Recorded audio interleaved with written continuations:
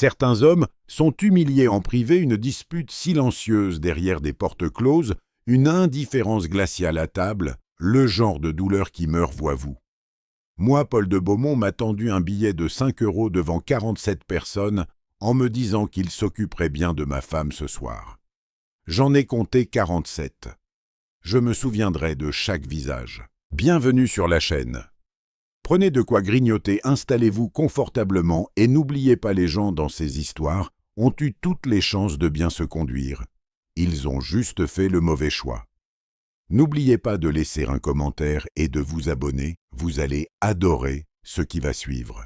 Tout a commencé, comme la plupart des catastrophes, avec de bonnes intentions et une chemise bien repassée. Béatrice insistait pour que nous sortions depuis des mois.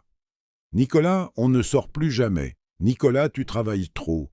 Nicolas, Jean-Pierre et Sophie nous ont invités, ce serait impoli de ne pas y aller. » Alors, par une douce soirée d'octobre, j'ai enfilé mon blazer bleu marine, j'ai conduit 40 minutes depuis notre maison de Saint-Cloud jusqu'au domaine des Laurents à Versailles. Et je suis entré chez Jean-Pierre avec ma femme à mon bras, sans avoir la moindre idée que je marchais vers la dernière nuit de mon mariage. La propriété de Jean-Pierre Laurent n'était pas une maison, c'était une déclaration. Des chichets de 4 mètres bordant l'allée, une fontaine qui coûtait probablement plus cher que ma première voiture, et des voituriers en gilet assortis, prenant les clés d'hommes qui n'avaient pas ouvert leur propre portière depuis des années. J'ai tendu mes clés à un gamin qui a regardé mon Audi Q7 de 2019 comme on regarde un chien errant dans un restaurant étoilé. « Belle réception », ai-je dit à Béatrice en franchissant les portes d'entrée. « Ne me fais pas honte », a-t-elle répondu. Cela aurait dû être mon premier avertissement. Sophie Laurent nous a accueillis à l'entrée étincelante dans une robe dorée qui menait un combat perdu d'avance contre la gravité. Elle a embrassé Béatrice sur les 2 joues comme si elles étaient à Paris ce que nous étions techniquement, puis m'a serré la main comme si j'étais le technicien de la fibre arrivé à l'heure pour une fois. Une surprise agréable. « Pas encore tout à fait bienvenu, Nicolas, mais ravi que tu aies pu venir. Jean-Pierre est quelque part près du bar, évidemment. » Elle a ri, j'ai ri, nous avons tous ri. Personne n'en pensait un mot. Jean-Pierre m'a retrouvé 20 minutes plus tard, un verre de cognac à la main, et m'a frappé dans le dos assez fort pour en renverser la moitié sur ses propres chaussures. « Sacré Jean-Pierre Bernard, tu es enfin venu. Béatrice a fini par te sortir de ta grotte. »« En traînant les pieds, ai-je dit. » Jean-Pierre Laurent était un homme bon bruyant généreux, le genre de type capable de vous donner sa chemise pour ensuite passer 45 minutes à raconter comment il vous l'a donnée. Nous nous connaissions depuis 6 ans rencontrés lors d'une conférence sur les fonds communs à Genève. Il savait vaguement ce que je faisais dans la vie. La plupart des gens à cette fête ne le savaient non pas, car je n'en parlais jamais. Béatrice disait toujours que j'étais trop secret. Moi, j'appelais ça être stratégique. Je ne le savais pas encore, mais cette stratégie était la seule chose qui allait me sauver. J'ai repéré Paul de Beaumont à 20h14 précise. Je connais l'heure exacte parce que je venais de consulter mon téléphone, un message de Damien Morel depuis mon bureau de la Défense concernant une date limite de dépôt qui ne pouvait apparemment pas attendre lundi. Damien a la patience d'un Golden Retriever et l'urgence d'un homme dont les vêtements sont constamment en feu. J'étais en train de répondre « Ça peut attendre, Damien. On est dimanche » quand j'ai entendu Béatrice rire, pas son rire poli, pas son rire de société, mais son vrai rire. J'ai levé les yeux. Il se tenait près de la cheminée comme s'il avait été placé là par un réalisateur manquant de subtilité. Grand bronzé, le genre de bronzage qu'on obtient en possédant un yacht plutôt qu'en peignant une clôture. Des cheveux poivre et sel, dont l'entretien coûtait plus cher que mes courses mensuelles. Une montre au poignet qui murmurait des sommes à 7 chiffres pour qui savait regarder. Et je savais regarder. Béatrice le regardait comme si j'avais cessé d'exister, comme si j'étais un meuble qu'elle ne remarquait plus depuis des années, utile autrefois, aujourd'hui simplement encombrant. J'ai gardé un visage totalement impassible. J'étais très doué pour ça. « C'est qui ?» ai-je demandé à Jean-Pierre apparu à mes côtés, avec un nouveau cognac. « Paul de Beaumont, a-t-il dit sur le ton dont on prononce Zidane, comme si le nom seul devait provoquer un choc. Sortistec Capital risque la totale. Il a vendu sa dernière boîte pour plus de 800 millions. Il s'est installé à Paris il y a 2 ans, il a un penthouse avec vue sur la Tour Eiffel. Il marqua une pause, puis ajouta dans un haussement d'épaule. Un bon gars. Un peu tape à l'œil. Un peu tapis à l'œil. L'homme portait des boutons de manchette, probablement assurés individuellement. J'ai regardé Béatrice dériver vers lui comme l'eau trouve une évacuation naturellement, inévitablement, comme si les lois de la physique avaient déjà décidé pour elle. Sophie a fait les présentations. Paul de Beaumont a souri, et c'était le sourire d'un homme qui n'a jamais de toute sa vie d'adulte eu à se soucier d'un crédit auto ou d'un SMS dominical sur une échéance juridique. Je suis allé me chercher un verre incorsé. À 21h, Béatrice avait cessé de revenir vers moi entre 2 conversations. À 21h30, elle et Paul étaient papa. Paul s'était installé dans un coin près des baies vitrées, avec les lumières de Paris scintillant derrière eux comme un décor commandé spécialement pour rendre Paul de Beaumont encore plus impressionnant. À 21h45, je me tenais avec Jean-Pierre et 2 hommes que je venais de rencontrer, un orthodontiste et un type qui répétait sans cesse avec cette économie après tout ce qui s'est passé. Et je l'ai senti, cette sensation précise, ce creux à l'estomac de voir son mariage changer de forme en temps réel, dans une pièce bondée comme regarder un bâtiment s'incliner. Personne d'autre ne le voit, mais vous le sentez sous vos pieds. Damien m'aurait dit d'intervenir. Nick, arrête de laisser mariner, mec. Tu laisses tout trop mariner. Certaines choses ne sont pas faites pour ça. Il m'avait dit ça une fois pour une affaire, et il avait raison. Il me l'avait dit une fois pour des restes de crevettes, et il avait aussi raison. Mais Damien n'était pas là, et j'étais patient pour une raison précise. Je ne le savais pas encore, mais cette patience allait être testée d'une manière à laquelle je n'étais pas préparé. Je me suis éclipsé du type avec cette économie et je me suis dirigé vers le bar. C'est là que la soirée a volé en éclats des morceaux que j'allais passer les 72 prochaines heures à recomposer plus tranchant qu'avant. Je passais devant la cheminée quand Paul de Beaumont s'est planté directement sur mon chemin. Il n'a pas trébuché, il n'a pas dérivé.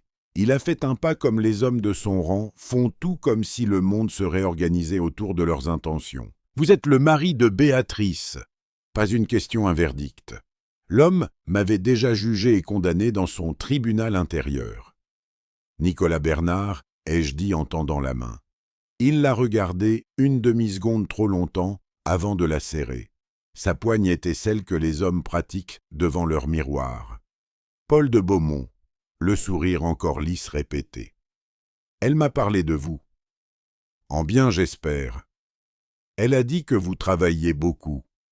Il fit tourner son verre comme s'il avait pris des cours pour ça. La finance, ou quelque chose comme ça. Quelque chose comme ça, ai-je répondu. C'est ce que je disais toujours. Béatrice est apparue à ses côtés, pile au bon moment comme si elle attendait en coulisses. Ses joues étaient non colorées, et cela n'avait rien à voir avec le vin. Elle regardait Paul comme elle me regardait autrefois quand nous étions jeunes et que j'étais encore un mystère à résoudre.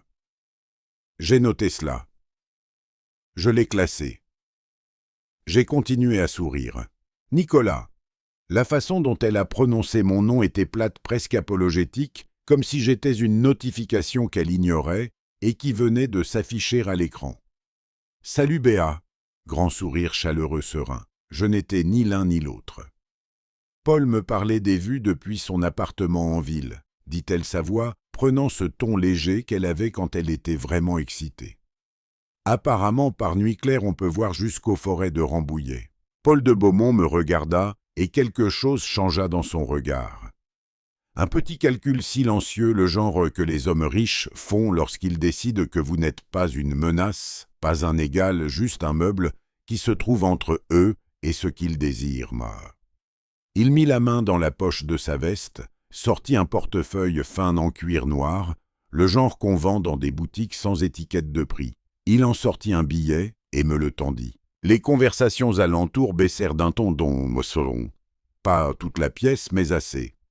Assez pour que 47 personnes saisissent ce qui se passait. Pour le voiturier, dit Paul agréablement. Puis le sourire lent délibéré, exécuté pour le public qu'il savait avoir.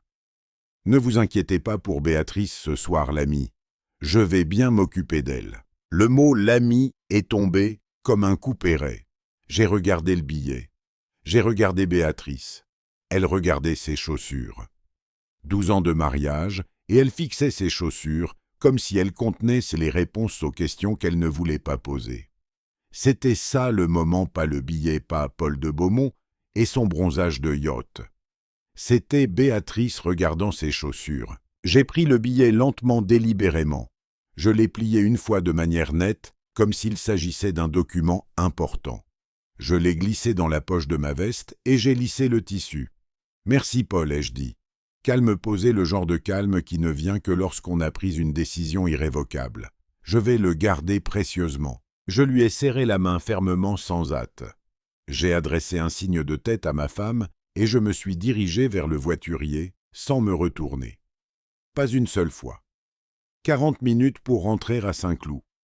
Pas de musique, pas de podcast, juste le ronronnement de la voiture et le bruit de mon esprit effectuant des calculs qui auraient impressionné ceux qui savent ce que je fais réellement. Je me suis garé devant chez nous à 23h02.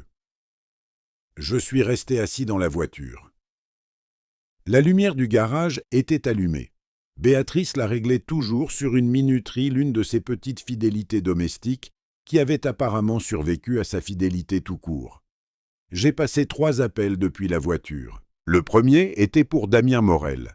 Il a décroché à la 2e sonnerie, ce qui signifiait qu'il était réveillé, qu'il attendait de savoir comment s'était passée la soirée et qu'il connaissait Béatrice mieux qu'il ne l'avait jamais admis. « Tu m'appelles depuis la fête ?» a-t-il demandé. « J'ai quitté la fête. » Silence. « Où est Béatrice ?»« Toujours là-bas. » Un silence plus long, celui où l'on fait les comptes. « Nick, je te veux au bureau à la Défense. 7h, apporte du café. Du vrai, pas ton truc au lait d'avoine. » J'ai marqué une pause. « Et sors le dossier que je t'ai envoyé en mars. Celui que je t'ai dit de garder sans poser de questions. » Un silence de mort, puis doucement. « Oh, oui, Oh !» Le deuxième appel était pour mon avocat, maître Gérard Marchand. À 23h08 un dimanche soir, il a décroché à la 3e sonnerie parce que c'est pour cela que je le paye. Et Gérard Marchand ne m'a jamais en 20 ans fait sentir que j'appelais au mauvais moment. Que Dieu bénisse Gérard Marchand. Le 3e appel. Je ne suis pas encore prêt à vous en parler, mais c'est celui qui allait faire s'effondrer l'estomac. De Paul de Beaumont et sa vie à 800 millions d'euros. Je suis resté dans ma voiture 11 minutes de plus, juste moi dans le noir, avec ce billet plié dans ma poche comme une petite munition parfaite. Paul de Beaumont pensait donner un pourboire au personnel. Il venait en fait de me donner le premier coup d'une partie dont il ignorait l'existence.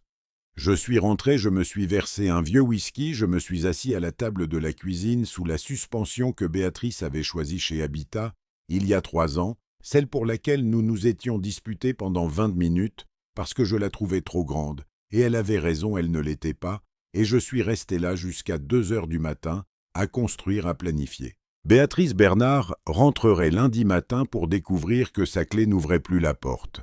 Et Paul de Beaumont, ses 800 millions, son penthouse et son bronzage, passerait un appel qui ruinerait ce qui restait de sa matinée. Aucun des deux n'avait la moindre idée de qui était réellement Nicolas Bernard. Ils allaient recevoir une éducation très coûteuse. Il existe un type particulier de lundi matin qui n'appartient qu'à ceux qui ont pris une décision irréversible. Le café a un goût différent. La lumière tombe différemment. Le silence dans une maison qui abritait autrefois une autre personne résonne différemment. J'ai fait mon café à 5h47 et il avait le goût de la clarté. Béatrice avait envoyé un SMS à 1h23 du matin. Je le sais parce que mon téléphone a éclairé le plafond de la cuisine alors que j'étais encore à table. Je ne l'ai lu qu'au matin. Le message disait « Je reste chez Sophie ce soir. On doit parler demain. » Je l'ai lu une fois j'ai posé le téléphone face contre le plan de travail et j'ai fini mon café. Chez Sophie, bien sûr. Voici ce qu'il faut savoir sur les mensonges, et je dis cela en tant qu'homme ayant passé 15 ans dans le private equity, où mentir est un sport de contact pratiqué, en costume sur mesure. Les pires ne sont pas les plus élaborés. Les pires sont les mensonges paresseux, ceux qu'on raconte quand on pense que l'autre est trop distrait, trop confiant ou trop insignifiant pour enquêter. Béatrice pensait que j'étais les trois à la fois.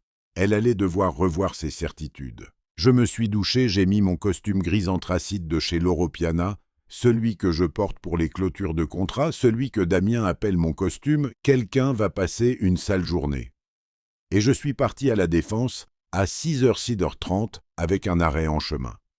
J'avais rendez-vous avec un serrurier devant la maison à 6h15. Il s'appelait Thierry.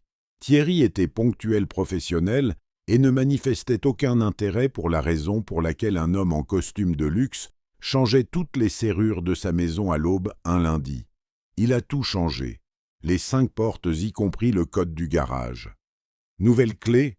a demandé Thierry en tendant le trousseau neuf. « Un seul jeu », ai-je répondu. Thierry a hoché la tête comme s'il avait déjà vu ça. Probablement. Je lui ai laissé un pourboire de 40 € plié net. J'étais d'humeur généreuse. Damien Morel était déjà au bureau quand je suis arrivé à 7h02, ce qui me confirmait qu'il avait pris mon appel très au sérieux. Damien est un homme qui considère qu'arriver avant 9h est une forme de violence envers sa propre personne.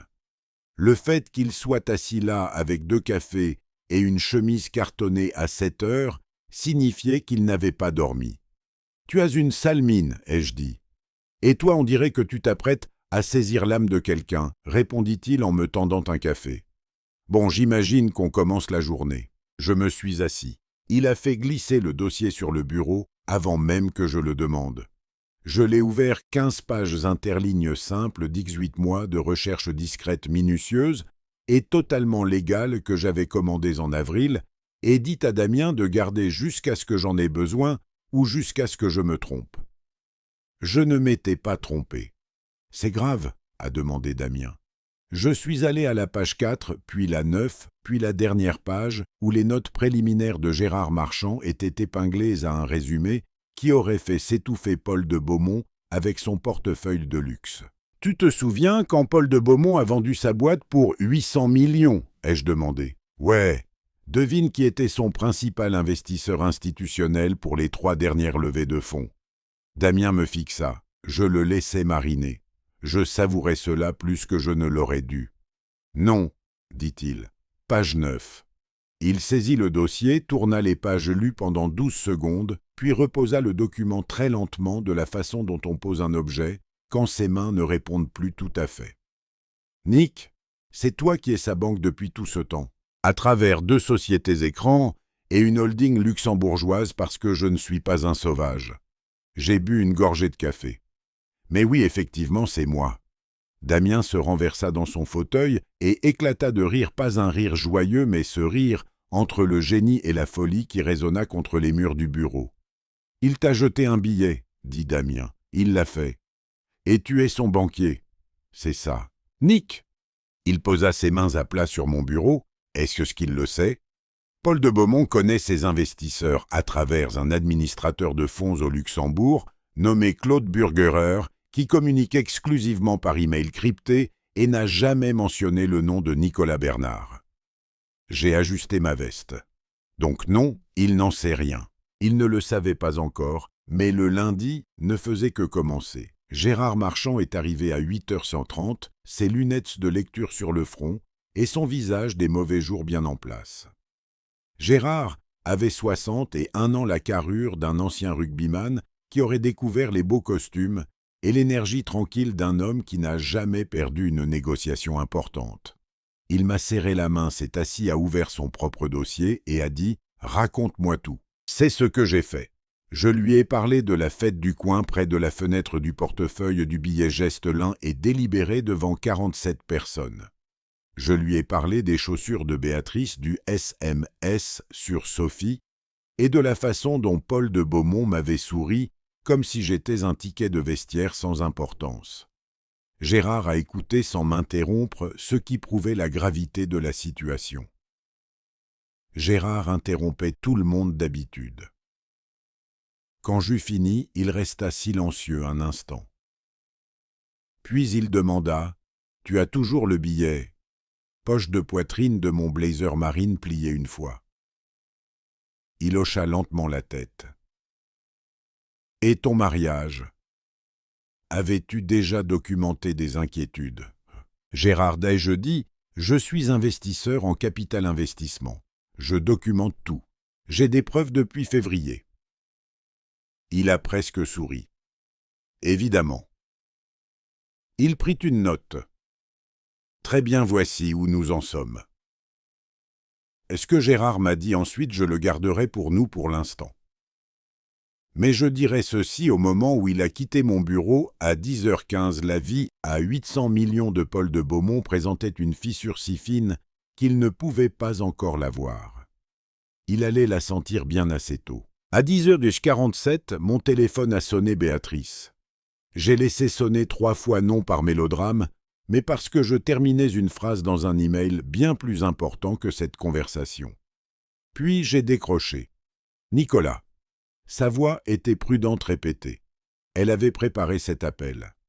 Je savais toujours quand elle préparait une discussion parce qu'elle commençait par mon prénom complet avec une pause d'1 seconde comme si elle lisait un prompteur invisible. « Béatrice » ai-je répondu sur le même ton. Je la laissais faire le travail. « On doit parler. » « En effet, » acquiesçai-je agréablement. « Je vais passer à la maison cet après-midi et... » « Ah » coupai-je à ce sujet. Pause. « Quoi ? Tu devrais peut-être appeler un serrurier avant de faire la route depuis Versailles.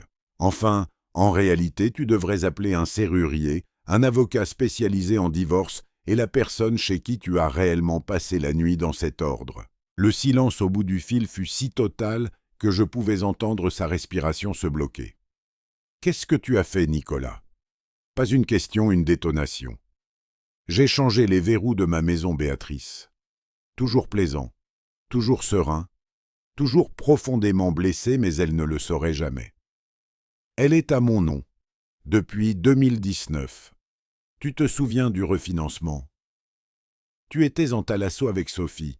Tu as signé les documents électroniquement. J'ai marqué une pause. Gérard te passe le bonjour d'ailleurs. Tu as appelé Gérard. Sa voix monta d'une octave. Hier soir, il est très réactif. C'est pour ça que je le paye. Nicolas, c'est de la folie. Tu ne peux pas simplement... Je vais demander à Damien de s'organiser avec ta sœur pour que tu récupères tes affaires, dis-je. Prends ce que tu veux dans la maison, sauf la suspension de la cuisine. Celle-là est à moi. J'avais raison pour la taille finalement. Elle est parfaite là où elle est. J'ai raccroché. Je suis resté immobile pendant 30 secondes. Puis je me suis autorisé un seul coup de poing sur le bureau. Un seul. Un homme doit avoir des limites. À 14h30, Damien a frappé à la porte, est entré et s'est assise avec l'air de quelqu'un qui vient d'assister à un accident de voiture et ne sait pas s'il doit le trouver tragique ou spectaculaire. « Elle m'a appelé, dit-il. Je m'en doutais. Tu as dit quoi ? » Premier appel, j'ai dit que j'étais en réunion. Il jouait avec un stylo. Deuxième appel, j'ai dit que j'étais toujours en réunion. Bien joué. Nick, il posa le stylo. Elle avait l'air... Il s'arrêta. Elle a peur. J'ai regardé par la fenêtre la cour de la Défense en bas.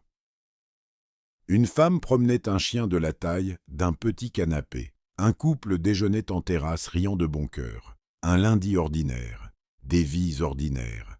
J'avais une vie ordinaire hier encore. Je sais, dis-je doucement. Et voici ce qu'il faut comprendre, je n'étais pas heureux. Pas vraiment. Il n'y a aucune version de l'histoire où voir sa femme choisir un homme avec une montre plus chère vous donne l'impression de gagner. Aucune préparation juridique, aucun dossier, aucun costume de luxe ne peut panser la blessure de voir l'être aimé regarder ses chaussures, parce qu'il ne peut plus vous regarder en face. Mais j'étais un homme avec un plan et ce plan n'était pas terminé. Le troisième appel, dit Damien, celui d'hier soir dont tu ne veux pas me parler, c'est pour quand? J'ai regardé ma montre. Dans, commençai-je. Mon téléphone fixe a sonné la ligne dont seules 6 personnes au monde possédaient le numéro. J'ai regardé l'identifiant indicatif du Luxembourg. Claude Burgerer. J'ai regardé Damien. Il m'a regardé. Maintenant, dis-je, c'est maintenant que ça se passe. J'ai décroché. Voici à quoi avait ressemblé le lundi de Paul de Beaumont, je l'apprendrai plus tard par des sources que je ne nommerai pas encore. Il s'était réveillé dans son penthouse vers 9 heures parce que les hommes comme lui ne mettent pas de réveil. Le matin les attend poliment. Il avait pris son café. Il avait probablement admiré cette vue qu'il était si fier de décrire à ma femme. Il avait vérifié son portefeuille, ses messages, ce que fait un Paul de Beaumont un lundi matin. Et puis à 11 heures, 3 précises, son administrateur de fonds au Luxembourg, un homme nommé Claude Burgerer qui communiquait exclusivement par email crypté et n'avait jamais mentionné le nom de Nicolas Bernard, lui avait envoyé un message. 14 lignes. Je sais exactement ce que disaient ces 14 lignes parce que je les avais rédigées moi-même à 1h37 du matin à ma table de cuisine. Je vous dirai ce qu'elles contenaient dans un instant. D'abord, laissez-moi vous dire ce que Paul de Beaumont a fait en les lisant. Parce que Jeannette, mon assistante, qui a des contacts là où il faut cultiver pendant des années, m'a raconté plus tard qu'il avait appelé son propre avocat 4 fois entre 11h15 et midi. 4 fois en 45 minutes, un homme qui jetait des billets à des inconnus appelant son avocat 4 fois avant le déjeuner. Visualisez bien la scène. Ces 14 lignes informaient Paul de Beaumont que son partenaire financier institutionnel principal exerçait un droit contractuel enfoui dans la section 14.0 d'un accord que Paul avait signé 3 ans plus tôt, sans le lire assez attentivement. Ce droit permettait de lancer un audit immédiat de tous les actifs liés au fonds. Pas une action hostile, pas une saisie, juste un audit très minutieux, très gênant, très public. Le genre qui rend les autres investisseurs nerveux. Le genre qui pousse les banques à poser des questions. En capital risque, c'est l'équivalent de se lever dans un restaurant bondé et de demander « Quelqu'un sait si cet endroit a passé son dernier contrôle sanitaire ?» Techniquement inoffensif, fonctionnellement dévastateur. Paul de Beaumont avait 7 contrats actifs en cours de clôture. À 14 heures. Le lundi, 3 d'entre eux avaient déjà appelé pour exprimer leur inquiétude. Ils ne le savaient pas encore, mais le mardi matin, ils seraient 5. Et ils n'avaient toujours aucune idée de qui se cachait derrière cette adresse e-mail luxembourgeoise. À 16h45, Béatrice a appelé Damien pour la 3e fois. Damien, fidèle à lui-même, était toujours en réunion. À 17h15, elle a appelé mon portable. J'étais dans la voiture, je rentrais à Saint-Cloud dans ma maison, au Nouveau Verrou, et j'ai laissé sonner. Elle a laissé un message 48 secondes. J'ai chronométré. Les 30 premières secondes étaient empreintes de colère. Les 18 dernières étaient autre chose, quelque chose de plus calme, qui ressemblait presque à la Béatrice que j'avais épousée dans une petite église de campagne, un samedi de juin il y a 12 ans, quand elle avait pleuré avant même que je finisse mes vœux. J'avais pensé, cette femme va m'aimer pour toujours. Il s'avère que toujours avait un astérisque. J'ai supprimé le message. Je me suis garé devant chez moi, je suis resté assis et j'ai regardé ma maison. Puis j'ai sorti ce billet plié de ma poche et je l'ai tenu dans la dernière lumière d'octobre à travers le pare-brise. Les empreintes de cadre de Paul de Beaumont étaient dessus, mon mariage aussi, et tout ce qui allait suivre. Je l'ai rangé, je suis entré, et je me suis servi un whisky. Demain, on serait mardi. Paul de Beaumont allait appeler Béatrice en hurlant, et ce qu'il allait dire, j'attendais cela depuis 24 heures, allait tout changer. Le mardi a commencé comme toutes les journées capitales dans le calme sans fanfare, sans que la terre ne tremble. Juste mon café de 5h47 et ce silence particulier d'une maison vidée d'un mensonge. La cuisine semblait plus grande. Les pièces font ça quand on en retire quelque chose qui prenait de la place, pas de l'espace physique, mais l'autre sorte, celle qu'on ne remarque que lorsqu'elle a disparu et qu'on peut enfin respirer pleinement. Paul de Beaumont a appelé à 9h11. J'ai laissé le répondeur.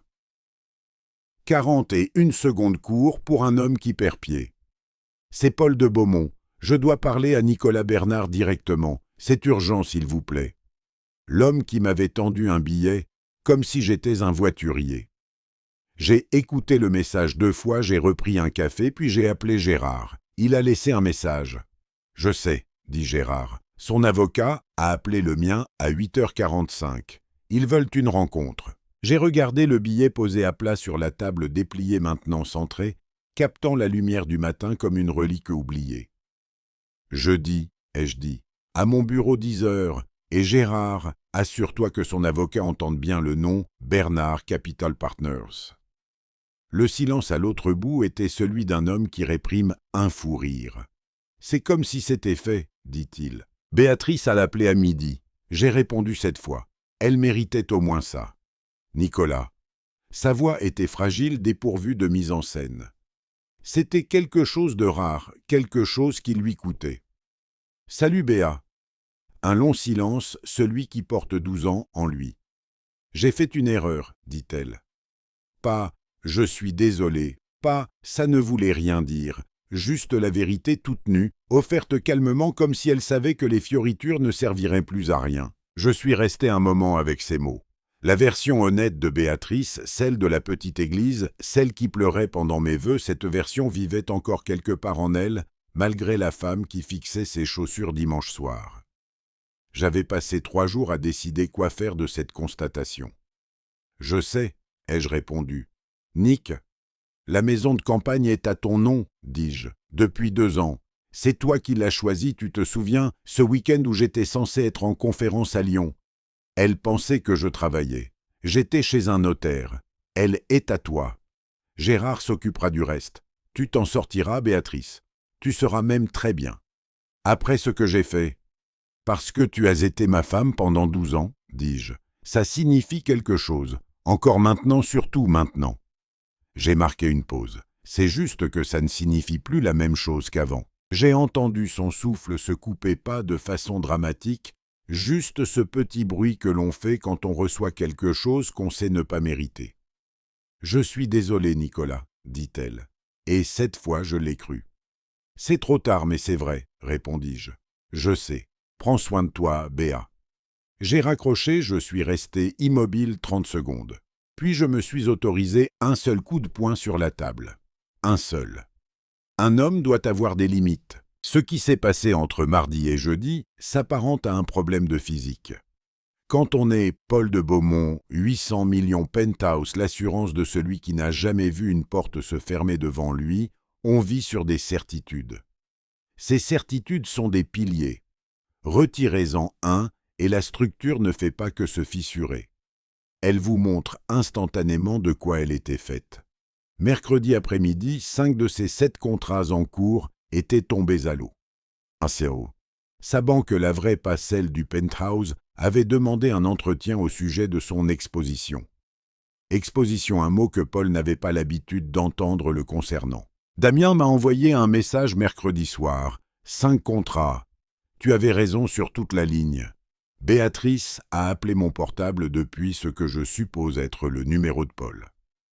Je suis resté comme toujours en réunion. J'ai répondu « Bon gars, prime à venir ». Il est entré chez Bernard Capital Partners à 9h57 jeudi. Toujours bronzé, toujours la montre au poignet, toujours cette démarche de celui qui n'a jamais attendu qu'une table se libère. Je lui reconnais ça, il avait une excellente posture pour quelqu'un dont le sol venait de se dérober sous ses pieds.